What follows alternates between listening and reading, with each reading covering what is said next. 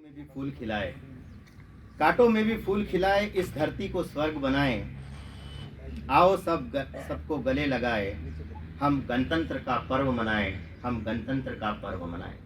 परम श्रद्धेय प्रधानाचार्य महोदय, उप प्राचार्य महोदया, आदरणीय शिक्षक साथी, सभी उपस्थित गण और प्यारे बच्चों, आज हम यहाँ भारत का 73वां गणतंत्र दिवस मना रहे हैं। बड़ी खुशी की बात है। इस बात पर दो बातों पर मैं प्रकाश डालना चाहूंगा, क्यों और कैसे। आपने एक फिल्म का नाम सुना होगा, कल, आज और कल। तो इसी तरह से थोड़ा सा इतिहास देखते हैं, उसके बाद प्रेजेंट में आते हैं और बातें करेंगे कुछ भविष्य की, क्या होना चाहिए। इतिहास दोहराना क्यों जरूरी है। कवि प्रदीप ने लता दीदी के स्वर में इसकी याद दिलाई है। इतिहास क्यों दोहराना चाहिए। प्रदीप कहते हैं, तुम भूल न जाओ उनको, इसलिए सुनो ये कहानी। तुम भूल न जाओ उनको, इसलिए सुनो ये कहानी। इसीलिए बार बार हमें गणतंत्र दिवस मनाना पड़ता है, स्वतंत्रता दिवस मनाना पड़ता है। इसीलिए हमें बड़े बड़े पर्व मनाने हैं।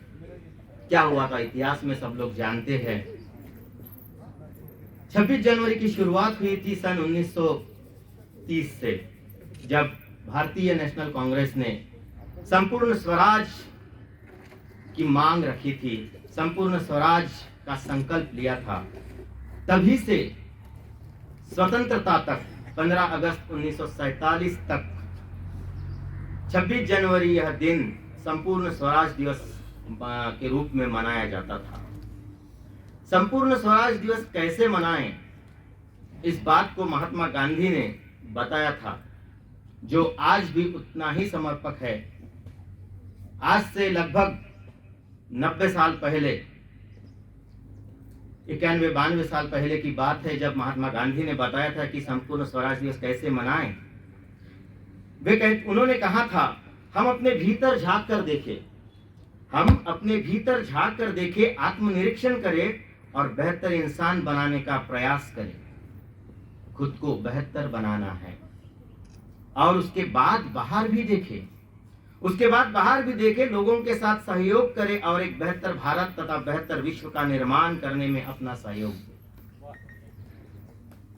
अकेले होती है हर नई शुरुआत, अगर शक्ति है तुम्हारे पास तो जमाना देगा साथ। अकेले होती है हर नई शुरुआत, अगर शक्ति है तुम्हारे पास तो जमाना देगा साथ। हर चीज की शुरुआत, हर अच्छे कार्य की शुरुआत खुद से करनी चाहिए, यही महात्मा गांधी ने कहा था। और आज भी हम इसको अगर फॉलो करते हैं तो definitely we will be able to create a new world, new India. हम कलाम के सपनों की भारत की बात करते हैं, उसके लिए अभी भी हमें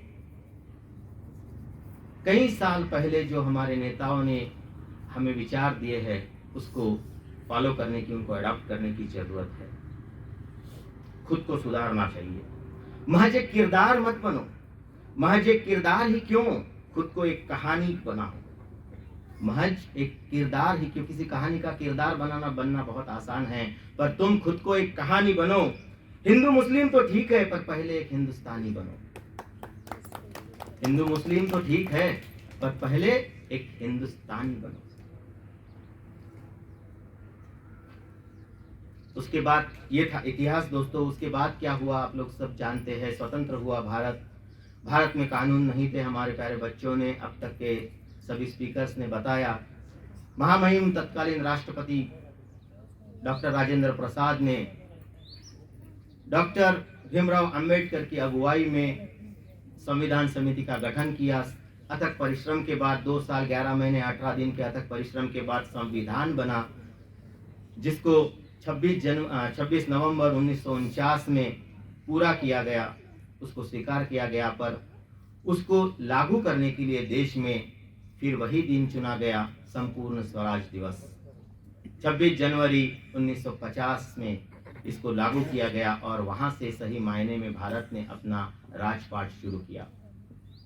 एक सर्वोच्च पद का निर्माण संविधान के तहत हुआ, राष्ट्रपति जिसका नाम है, और राष्ट्रपति के नाम पे भारत अपना राजपाट संभालने लगा। अब कैसे मनाया जाता है गणतंत्र दिवस? गणतंत्र दिवस का आयोजन कौन करता है? गणतंत्र दिवस का आयोजन मिनिस्ट्री ऑफ डिफेंस, रक्षा मंत्रालय करता है, जो राजपथ पर मनाया जाता है।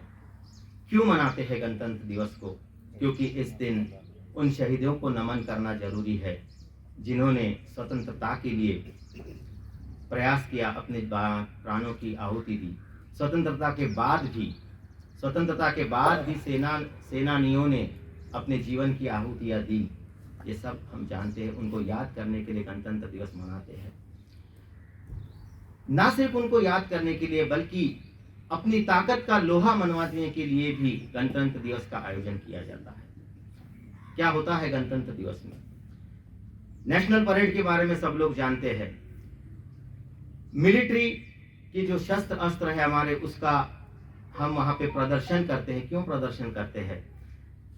क्योंकि शायद पंडित नेहरू ने या और किसी ने कहा था, एक बहुत ही अच्छा सेंटेंस है, अगर विश्व में शांति चाहते हो तो युद्ध की तैयारी करो।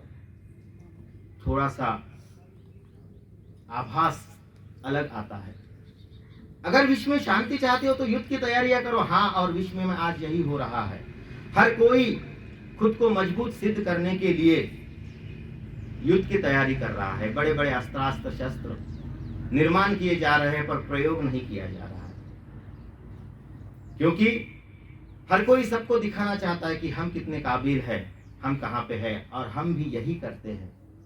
और इसको दिखाने के लिए विश्व के बड़े बड़े नेताओं को आज के दिवस पर प्रमुख अतिथि के रूप में बुलाया जाता है। पर आप लोग जानते हैं, अभी परिस्थितियां अनुकूल नहीं हैं। इस साल भी मध्य एशिया के 5 देशों के राष्ट्राध्यक्षों को बुलाने का आयोजन था, पर फिर इस तीसरी लहर के चलते उसको कैंसिल किया गया है। और ये लगातार दूसरा साल है जब हमारे गणतंत्र दिवस के आयोजन पे कोई भी परराष्ट्रीय मेहमान उपस्थित नहीं है। उसके बावजूद गणतंत्र दिवस बड़े जोर शोर से मनाया जा रहा है। बड़े बड़े अस्त्रों का प्रदर्शन, उसके बाद नेशनल परेड, उसके बाद भारत की समृद्ध एवं विविधताओं से विभूषित परंपराओं को वहां पे हम झांकियों के माध्यम से दिखाते हैं। हर राज्य, हर मंत्रालय अपनी एक झांकी बनाता है, जिससे हमें हमारी बहुविध संस्कृति का दर्शन होता है। ये सब गणतंत्र दिवस का पार्ट है। इस साल का जो गणतंत्र दिवस है वो अपने आप में थोड़ा सा अलग है, क्योंकि भारत सरकार ने इस बार कुछ नई पहले की है। इस बार जिन लोगों को निमंत्रण भेजा गया, उन निमंत्रण पत्रों के साथ औषधीय पौधों के बीज भी उसके साथ दिए गए। आयुर्वेद को बढ़ावा देना सरकार ने ये पहल की है। हम वापस उसी प्राचीन संस्कृति की तरफ बढ़ रहे हैं। आयुर्वेद से टेक्नोलॉजी तक हम आ गए। अब टेक्नोलॉजी से वापस आयुर्वेद की तरफ बढ़ने के दिन आए हैं। अभी सब लोग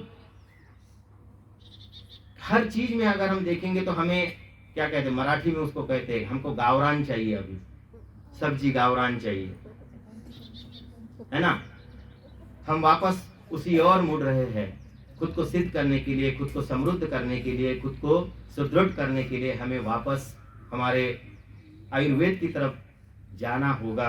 और इसी की शुरुआत, इसी की पहल एक भारत सरकार ने की है, औषधीय पौधों के बीज निमंत्रण के साथ भेजकर। इस साल की दूसरी विशेषता यह है कि इस साल बड़े बड़े नेताओं को, बड़े बड़े हस्तियों के लिए राजपथ पर रिजर्वेशन तो रहता है बैठने के लिए, उसके साथ साथ मजदूरों, सफाई कर्मियों एवं रिक्शा चालकों के लिए भी सीटें इस साल आरक्षित है।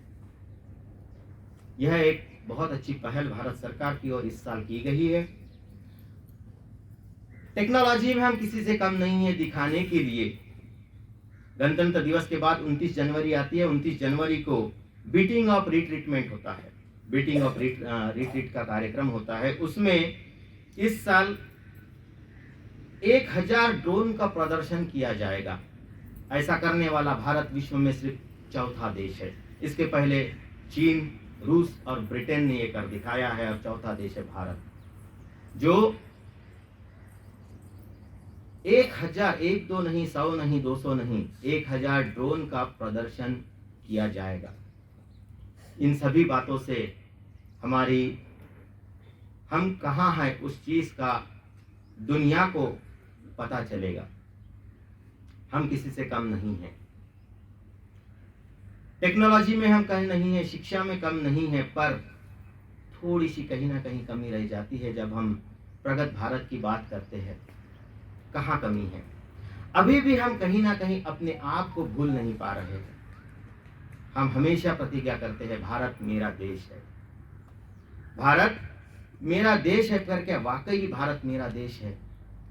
मुझे ऐसे लगता है कि भारत कभी कभी मेरा देश है। हम देशभक्ति को अपनी सहूलियत से स्वीकारते हैं। जब मेरा मन चाहे भारत मेरा देश है, जब मेरा मन चाहे भारत बाजू वाले का देश भी बन जाता है। कहते हैं ना कि भगत सिंह, शिवाजी महाराज वगैरह जो बड़े नेता है, वो आने तो चाहिए भारत में, वो पर वो मेरे घर में ना आए, मेरे बाजू वाले के घर में आए तो बहुत अच्छा होगा। आज भी बॉर्डर पर किसी बच्चे को भेजने के लिए हम कतराते हैं। ऐसे बहुत कम लोग हैं जो बड़ी खुशी से बॉर्डर पर अपने घर के बच्चों को भेजना चाहते हैं। हर कोई वहां पे जाके लड़ना नहीं चाहता। हाँ, हम उनकी हौसला अफजाई करते हैं, हम उनके साथ खड़े होने का नाटक करते हैं। हाँ, मैं नाटक ही कहूंगा, पर हम ये नहीं चाहते कि हम आगे आए। छाती पे गोली झेलने के लिए शेर का सीना चाहिए, और वो हर किसी में नहीं होता। और जिनके पास ये है, हम उनको नमन जरूर करते हैं। आज देश आजादी का अमृत महोत्सव मना रहा है।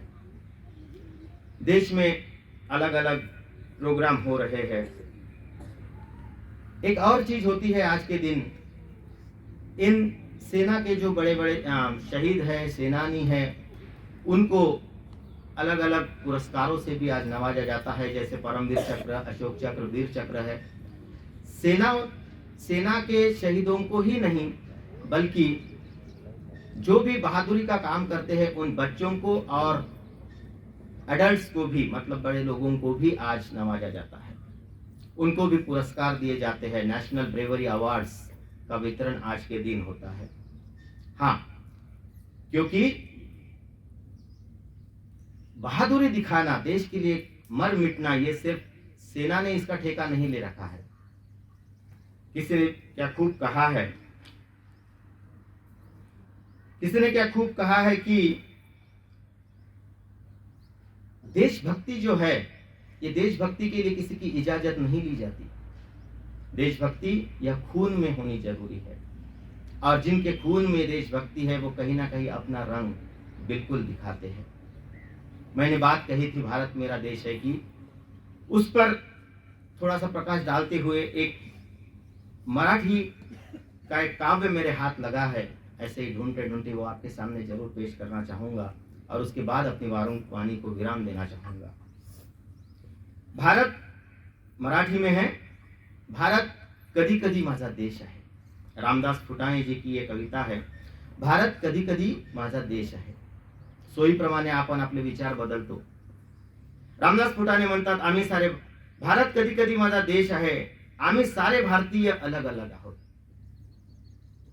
विविधता में एकता तो है, पर उनका कहना कुछ और है। भारत कधी कधी माझा देश आहे, आम्ही सारे भारतीय अलग अलग आहोत। माझं आयुष्य हा काही राष्ट्रीय एकात्मतेचा प्रबंध नाही। माझं आयुष्य हा काही राष्ट्रीय एकात्मतेचा प्रबंध नाही, त्यामुळे अन्य जाती धर्माशी माझा काडीचाही संबंध नाही। मी, माझा देश, माझी जात, माझा पक्ष यातच आम्ही गुरफटलेलो आहोत। मी, I, when this I will become we, then we will progress. But माझं आयुष्य हा काही राष्ट्रीय एकात्मतेचा प्रबंध नाही, त्यामुळे अन्य जाती धर्माशी माझा काडीचाही संबंध नाही. माझ्या जातीचा माणूस, माझ्या धर्माचा माणूस हाच माझा भाऊ आहे. माझ्या जातीचा माणूस, माझ्या धर्माचा माणूस हाच माझा भाऊ आहे आणि माझा देश माझा खाऊ आहे. माझा जातीचा माणूस, माझ्या धर्माचा माणूस हाच माझा भाऊ आहे आणि माझा देश माझा खाऊ आहे. खाऊन खाऊन तो संपणार आहे, प्रांताची जुंपणार आहे. परत एकदा आपण कुठेतरी पारतंत्र्यात जायच्या मार्गावर आहोत. माझा देश माझा खाऊ आहे, खाऊन खाऊन तो संपणार आहे, प्रांताची जुंपणार आहे. जुंपल्यानंतर फाटतील, एकमेकांना लुटतील. जुंपल्यानंतर फाटतील, एकमेकांना लुटतील. पुन्हा नवे परकीय साम्राज्यवादी येतील. पुन्हा नव्या संग्रामासाठी नवे टिळक, नवे गांधी होतील. त्यांचेही पुतळे उभे राहतील. पुन्हा नवे परकीय साम्राज्यवादी येतील. पुन्हा नव्या संग्रामासाठी नवे टिळक, नवे गांधी होतील. त्यांचेही पुतळे उभे राहतील. पुतळ्यावर कावळे बसतील आणि खुर्चीवर बगडे बसतील. पुतळ्यावर कावळे बसतील आणि खुर्चीवर बगडे बसतील.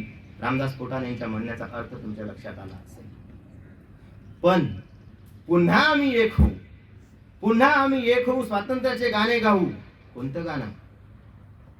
हम सब एक है, हम सब एक है. हिंदू मुस्लिम भाई भाई, हिंदू सिख भाई भाई, हिंदू ईसाई भाऊ भाई, हिंदू बौद्ध भाई भाई, हिंदू जैन भाई भाई आणि हिंदू हिंदूही भाई भाई आणि हिंदू सुद्धा भाई भाई. पण तोपर्यंत मित्रांनो मला माझ्याच स्वप्नांची तहान आहे. तोपर्यंत मित्रांनो मला माझ्याच स्वप्नांची तहान आहे. या देशापेक्षा मीच महान आहे. आज प्रत्येकाला हेच वाटत आहे. तोपर्यंत मला माझ्याच स्वप्नांची तहान आहे. या देशापेक्षा मीच महान आहे. मी माझ्याचसाठी जगतो, मी माझ्याचसाठी जगतो, मी माझ्याचसाठी मरतो. आरशात पाहून मी मलाच नमस्कार करतो. मी माझ्याचसाठी जगतो, मी माझ्याचसाठी मरतो. आरशात पाहून मी मलाच नमस्कार करतो. तेव्हा माझा जय जयकार असो, तेव्हा माझा जय जयकार असो, माझ्या धर्माचा जय जयकार असो, माझ्या प्रांताचा जय जयकार असो. आणि झालाच तर कधी कधी माझ्या देशाचा सुद्धा जय जयकार असो, माझ्या देशाचा सुद्धा जय जयकार असो. धन्यवाद. जय हिंद.